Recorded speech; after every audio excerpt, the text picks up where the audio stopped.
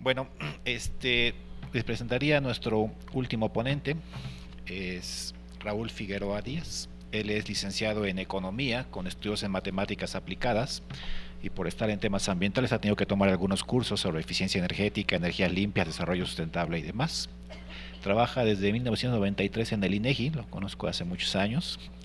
Actualmente es director de cuentas satélites y básicamente es el experto en el área de cuentas nacionales ambientales en los ámbitos tanto a nivel nacional como internacional. Yo le digo que se la pasa viajando, dando cursos y demás. Él dice que no es suficiente, pero además. Y lleva un proyecto muy interesante sobre las cuentas económicas, en particular tiene muchos como temas. Están las cuentas del verde, que tienen que ver con recursos forestales, las cuentas grises, con las cosas de contaminación, emisiones y demás, y uno en particular, que yo supongo que es el que les voy a hablar el día de hoy, tiene que ver con las cuentas azules o las cuentas del agua, que es la valoración económica de los gastos y degradación del recurso agua. Raúl, por favor. Muchas, gra muchas gracias, Arturo. Eh, Gracias a ti y particularmente a los organizadores de este evento, porque la verdad que se agradece siempre la confianza que tienen en que podamos aportar, aunque sea una rayita más a todo el volumen que tenemos que armar en algún momento dado de todos los problemas que tenemos en materia de agua, ¿no? Particularmente a Ricardo Rodríguez, que siempre cree en nosotros, a Gerardo Leiva, que encabeza el área de investigación del INEGI muy atinadamente, diría yo, y particularmente a los compañeritos que hacen posible este evento, ¿verdad? Porque a veces uno no mira al que nos acerca el cafecito, al que nos ubica el lugar, etcétera, pero que todo el esfuerzo que hace el INEGI con, en este caso con la UAM, es muy loable, ¿no? Porque no es fácil congeniar a tantos investigadores, diré yo, tantos expertos que aportan mucho a la temática, pero que visto desde la frontera del usuario aportamos mucho a la temática, me incluyo, pero que de repente las soluciones parecen todas seguir en curso, ¿no? Como que uno ya quisiera haber resuelto la problemática del agua y por mucha información que sacamos, por mucho dato que sacamos, algo está ocurriendo que no encontramos como a hacer el momento preciso como para trasladar el conocimiento que tenemos del fenómeno a las soluciones adecuadas, ¿no? O sea, y lo digo así porque desde que yo me recuerdo el problema de la escasez del agua persiste. Problemas como cómo medimos, por ejemplo, un precio adecuado, un precio social o un precio justo del agua, siguen existiendo, ¿no? Además, quien revisa PIGU por allá de 1929 ya había problemas de efectos negativos a través de la famosa externalidad negativa, ¿no? Además, o más atrás, David Ricardo ya hablaba de esa, cuando analizaba a Adam Smith, reconocía incluso que Adam Smith sabía del problema de la escasez de los recursos naturales, pero también conocían de esa persistencia de la gran maquinaria que es la industria de seguir insumiendo incesantemente recursos naturales, pensando que son, digamos que eternos, ¿no? Y bueno, eternos son los problemas que estamos padeciendo. Entonces, a manera de entrar, no sé si alguien me pone la presentación, un poquito de entrar en detalle, voy a comenzar dando más bien las conclusiones de lo que yo hubiera querido finalizar, pero de repente no hay tiempo y antes de que el árbitro me amoneste con la amarilla, prefiero iniciar con esta, hablando de los problemas más que de las soluciones, ¿no? En efecto, ahora vemos que hay muchos datos, hay muchos información sobre el fenómeno del agua y la parte que los economistas nos toca aportar en esta ocasión es desde la frontera de la contabilidad nacional, la cual, para quien no sabe, un poquito rápidamente, las cuentas nacionales buscan medir todos los flujos económicos que acontecen o que se ejercen entre los diferentes agentes de mercado, básicamente productores y consumidores. Es decir, medimos todo lo que es producción, distribución, consumo y acumulación. Y si pensamos en que el compañerito tiene una fábrica de alimentos, vamos a decir que todos los alimentos que produce se miden en las cuentas nacionales. Que si el compañero tiene una agencia de viajes, vamos a decir que toda la riqueza generada por las agencias de viajes se mide en las cuentas nacionales. Que si alguien fabrica, que le gusta, robots, los robots están medidos en las cuentas nacionales. Entonces cualquiera diría que todos los flujos económicos del agua se tienen que medir en las cuentas nacionales. Esto es así.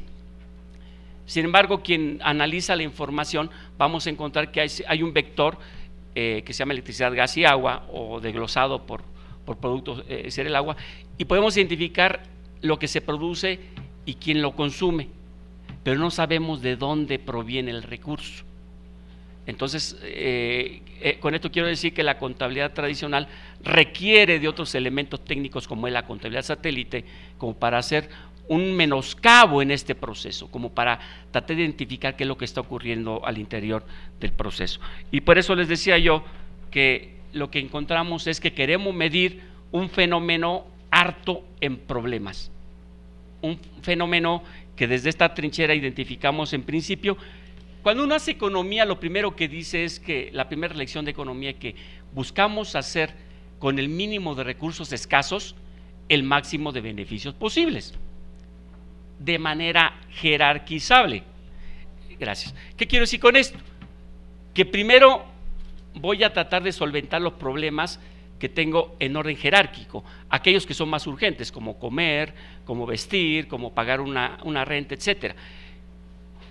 El problema que identificamos acá es que si yo voy y abro el grifo del lavabo, voy a encontrar que el líquido está saliendo. Entonces quiere decir que en la jerarquización no voy a incluir al problema del agua, que como sale del grifo, entonces automáticamente yo no me meto en un problema de hacer economía. Entonces desde este lado diríamos que pareciera ser que el fenómeno o el problema del agua no tiene nada que ver con la economía, desde el punto de vista del usuario, para que no se interprete inadecuadamente, ¿no? Sin embargo, desde el punto de vista institucional, o particularmente de los proveedores del recurso, tenemos muy claro que hay un fenómeno enorme, un problema muy grave, que es el de la escasez. Y desde luego que entonces hay que meterlo en un sistema económico que nos permite identificar, ¿verdad?, que este asunto está… ¿O lo puedo quitar mejor? Sí, me trabajo mejor. Algo que particularmente nos mueve la atención también cuando lo analizamos desde el punto de vista económico es que como que no obedece a la ley de mercado. Esto es decir, cuando uno demanda un bien o un servicio, casi automáticamente en el libre mercado el precio tiende a subir. Pero ¿qué pasa cuando aumenta la población y demandamos más del recurso? Parece que lo único que es perfecto acá es la inelasticidad del recurso, es decir, no responde de manera adecuada a los cambios en la demanda, es decir, el precio no sube como consecuencia del cambio en la demanda. Entonces aquí tenemos un problema adicional, pero además a este problema, además de que es inelástico, ¿verdad?, encontramos también que por otro lado no hay un bien sustituto del recurso. Es decir, ese famoso efecto de sustitución no se puede dar en este bien.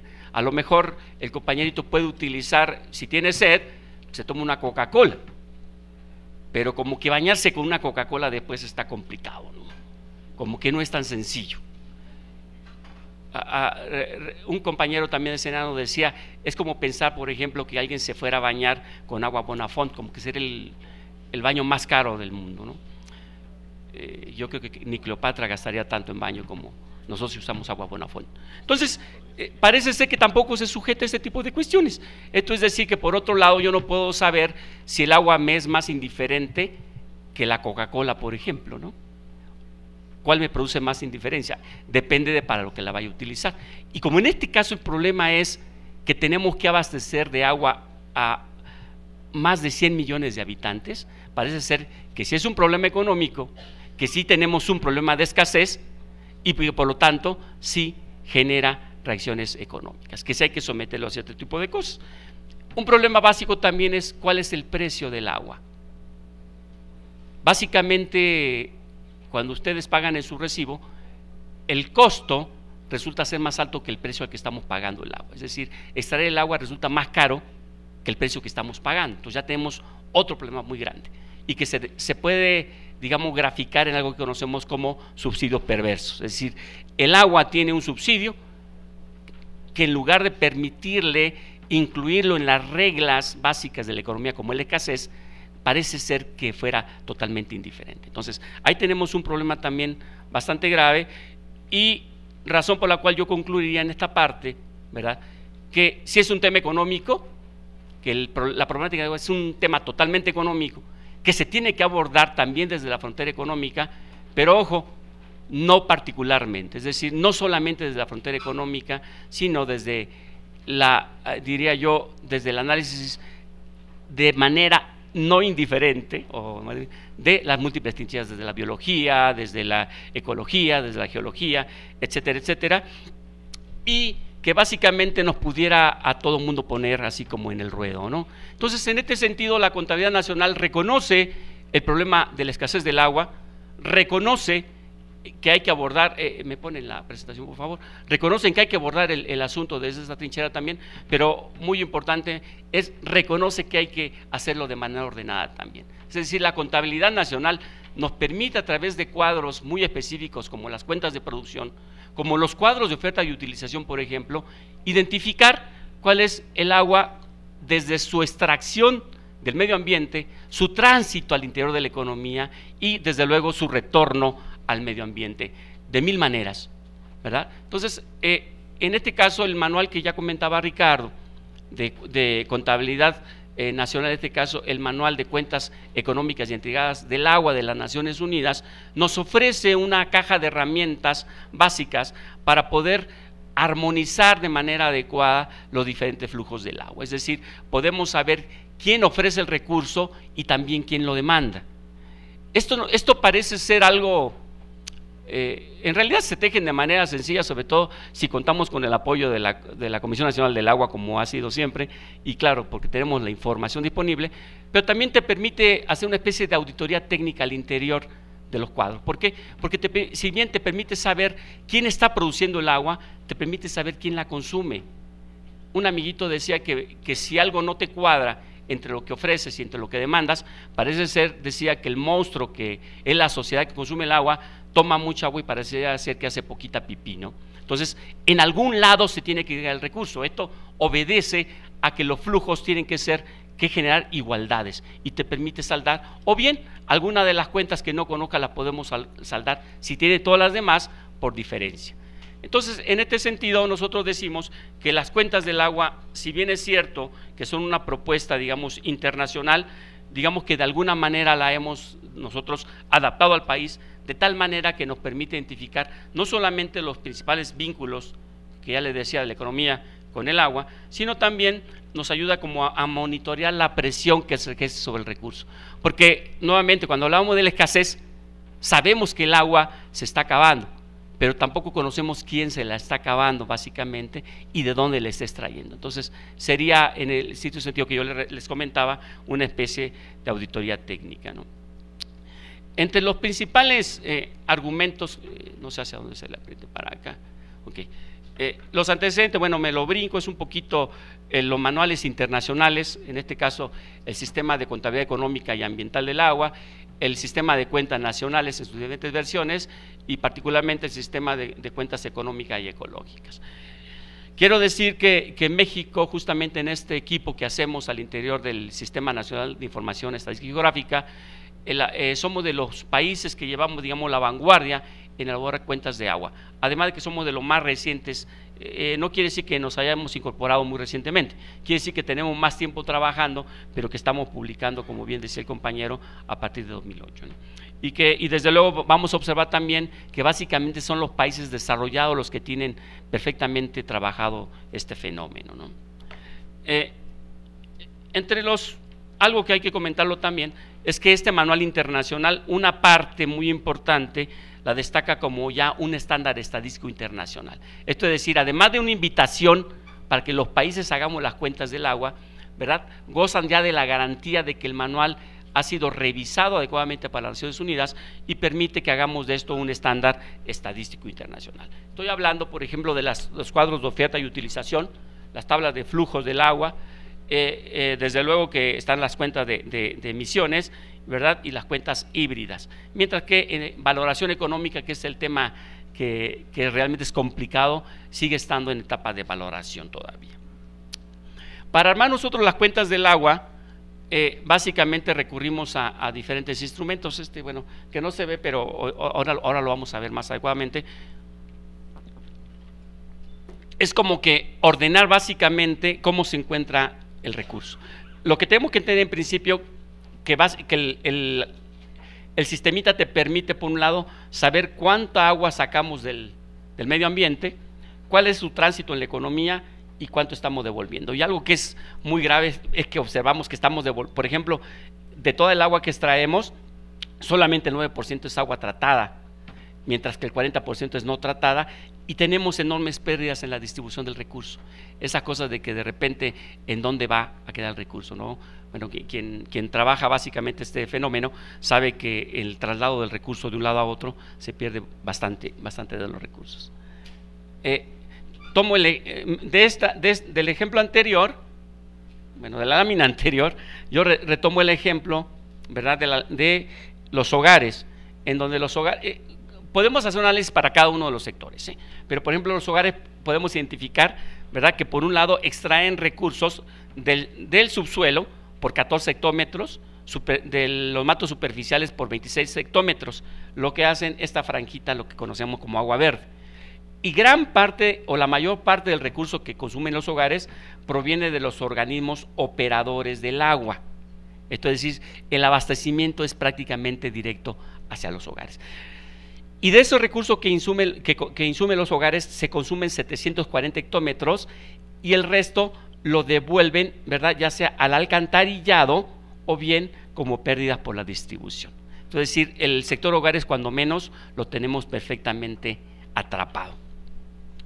Otro ejemplo, ¿verdad?, es el de el sector industrial, del cual podemos observar por un lado que extrae recursos del medio ambiente por 1.468 hectómetros de mantos superficiales, 1.734 de agua subterránea, ¿verdad?, pero que también recibe agua de los organismos operadores del recurso.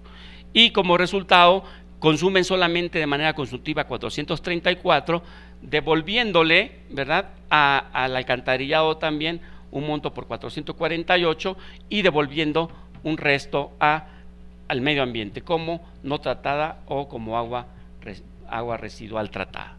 Esto básicamente es como que el primer ensayo para poder comenzar a establecer los flujos completos del agua.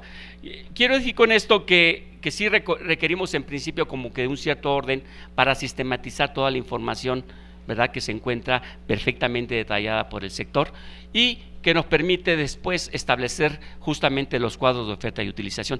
Este es un ejemplo que intentamos, así como el caldo de pollo Nor Suiza, como que condensar lo más que se pueda, porque realmente son sábanas enormes que me gustaría que las revisaran en la página de la institución y que desde luego, y lo reitero así, hacemos conjuntamente con los compañeros de la CONAGUA, ¿no? Cada cifra lo hacemos justamente en el contexto de los comités técnicos especializados. Cada cifra está avalada por ambas instituciones, se discute tácitamente porque desde luego que hay que verificar siempre la palabra magia que llamamos equilibrio en el entorno del recurso, ¿no? Y bueno, como ya me amonestó don Arturo, solamente les comento que ya en los cuadros de oferta y de utilización nosotros podemos verificar por un lado, ¿verdad?, cuál es la disposición, por ejemplo, de la agricultura, ¿verdad?, que extrae 61,000 hectómetros y por otro lado recibe agua por 4,000 de otras unidades económicas para poder tener un uso total de 65,000. Y el uso de esa agua, ¿verdad?, ¿a dónde va a parar como oferta?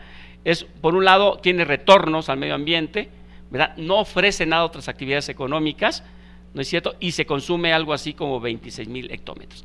Así de fácil y así de sencillo podemos aprovechar los cuadros de oferta y utilización. Saber quién genera el recurso o quién lo extrae, cuál es su tránsito por la economía y cómo se regresa a la frontera ambiental. Es un poco la matriz de flujos y básicamente nosotros podríamos aportar ya como consideraciones, ¿verdad?, finales, que por un lado el agotamiento del agua subterránea pesa aproximadamente el 0.3% del Producto Interno Bruto, mientras que las descargas o lo que costaría tratar las descargas de aguas residuales alcanzaría el 0.6% del PIB. Es decir, el problema del agua anualmente anda alrededor del 1% para el país. Quiero decir que este trabajo, justamente el esfuerzo que hacemos en conjunto con los compañeros del comité, redunda en que el trabajo que hemos hecho en México ha sido parte de considerado como una de las mejores prácticas de manera internacional y ha sido incorporado en el marco para el monitoreo de políticas públicas de las Naciones Unidas. Se ha dado el reconocimiento de que es una buena práctica para que otros países tomen el ejemplo de cómo armar las cuentas. Desde luego, adicionalmente trabajamos con otros países compañeros del área, porque también es como muy importante tener con quién reciclar las ideas, ¿no? Porque a veces uno se monta un soliloquio y considera que todo va muy bien conforme al manual. Entonces sí requerimos contrapartidas con quienes discutir, y en este sentido trabajamos apoyando el proceso técnico de cuentas de agua de América Latina, particularmente con Dominicana, Panamá, con Guatemala, entre otros países, lo que permite tener cuando menos congéneres con quienes trabajar, cuando menos en el idioma castellano. Muchas gracias.